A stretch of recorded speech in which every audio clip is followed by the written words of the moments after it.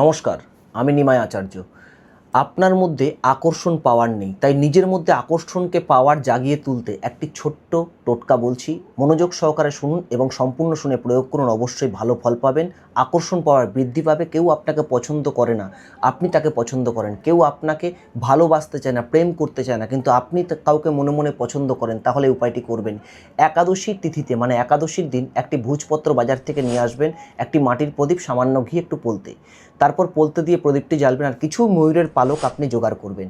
ভোজপত্রের ওপর ময়ূরের পালকগুলোকে পুড়িয়ে যে ভস্ম হবে সেটা দিয়ে নিজের নাম লিখুন। নাম লিখে তার উপরে ঘি দিয়ে প্রদীপটি জ্বেলে দিন। প্রদীপ যতক্ষণ জ্বলবে ওই স্থানে বসে ততক্ষণ একটি মন্ত্র বলছি, মন্ত্রটি জপ করবেন। ওম ক্লিং কৃষ্ণায় নমঃ, এই মন্ত্রটি জপ করুন এবং মন্ত্র জপের শেষে প্রদীপ নিভে যাওয়ার পর ভোজপত্রটিকে তামার মাদুলিতে ভরে নিজের হাতে ধারণ করুন। অবশ্যই আকর্ষণ পাওয়ার বৃদ্ধি হবে, প্রত্যেকে আপনার আকর্ষণ হয়ে থাকবে। নমস্কার, জয় মাতারা।